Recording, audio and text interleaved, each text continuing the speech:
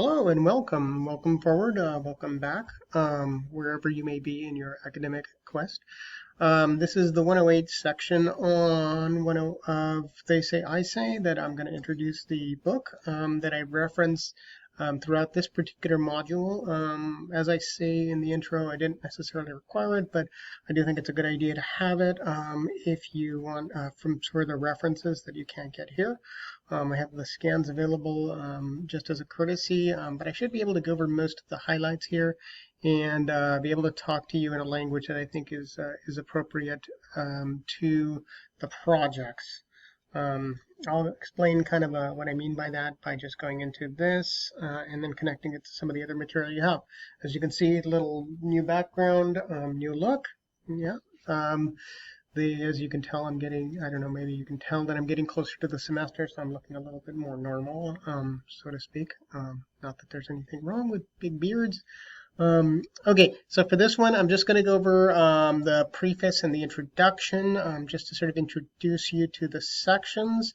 As you can see, I have a lot of chapters already put together with slides in various formats. You may be able to already tell that. But for this one, I'm only going to go over the introduction. I have a couple of key highlights, and I'll go over the prefaces as well. I think I should be able to cover quite a bit of ground in the 10 minutes or so that I'm going to be here.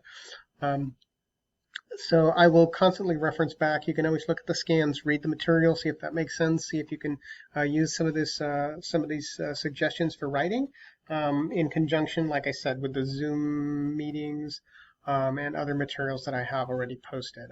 Hopefully this will all come connecting together. I just think that this is a handy little guide that will help direct me to see if I can ease you into that paper situation now that we're a couple of weeks in.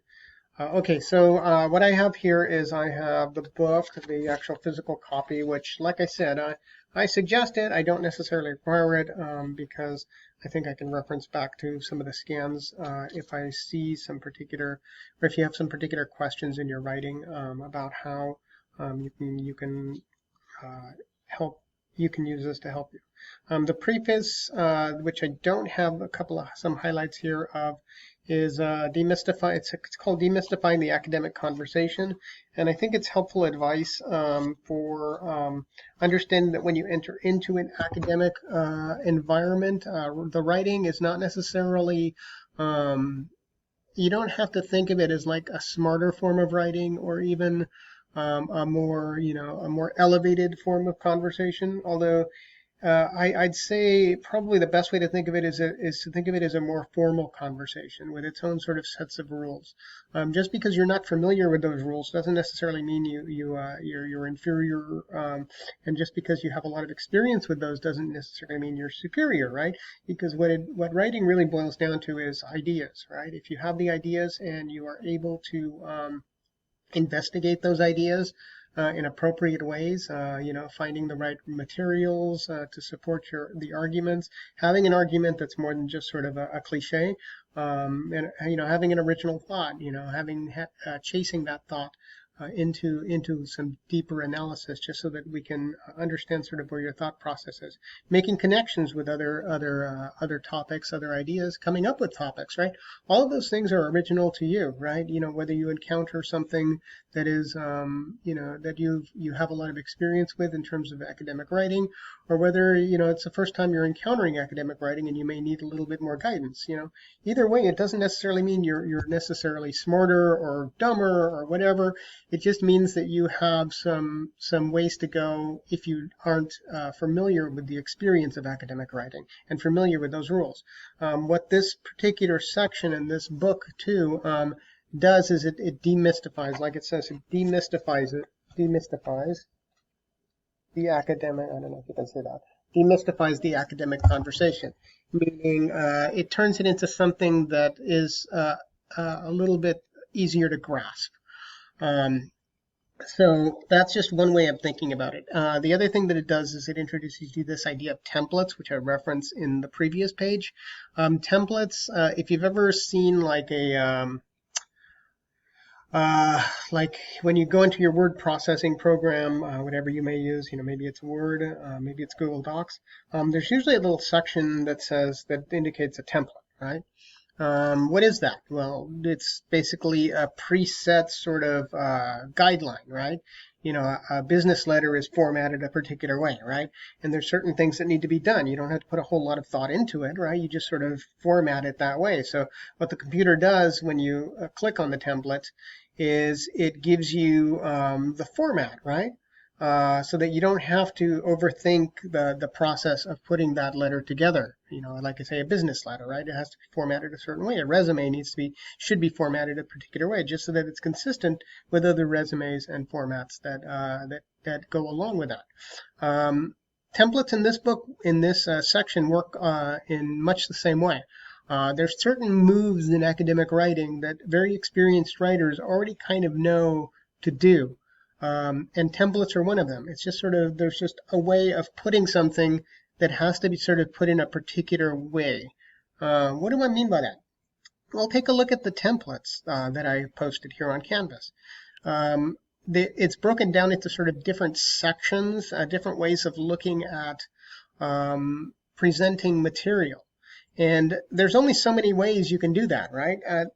I'll just read one off here. It says, in discussions of blank, right? And it has blank right there, like a little underline thing.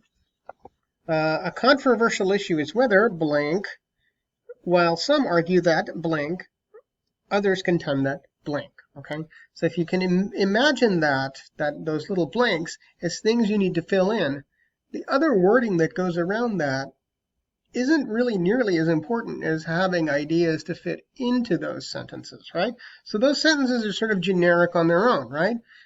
You're not going to be snagged for plagiarism for copying that directly, right? Because the blanks are really where the originality comes in and where the relationships between those particular topics come in, or those particular ideas, or that particular support. That's the best way to look at that, is that when a very experienced writer wants to say something like, this is not to say that, right? It sounds really intelligent when you put it that way, right? This is not to say that. There's only so many ways to say this is not to say that, except to say this is not to say that, blank, right? So if that makes sense, I don't know if that does or not yet, look at the templates again. I invite you to look at those things and use them. You can actually copy and paste them. I won't tell, don't worry. And here's a little hint. The plagiarism checker won't be able to tell either, because there are only so many ways to put the formatting that fits around the ideas. And that's one of the things that this section hopefully will help you out with. So as I move along here from that preface, which just sort of tells you a little bit of how to demystify things in the way that I told you, and the template structure, some of the things to look at is here, and I'll leave this up. In the introduction is that writers rely on a stock of established tools, just what I suggested before. Less experienced writers are often unfamiliar with stock phrases that can help them differentiate thoughts. See templates from the previous page. And this references some templates on these particular pages. If you happen to have the 4th edition here, you can reference this for the pages. Another point is that you must make logical, organized conversations, but also must have a way of entering a conversation, identifying what they say. Okay, now they say. What they say is really like when you read something like an article or an essay. That is what they are saying, okay? Whoever they are, the author, right? Where the author is coming from, essentially, right? That's they.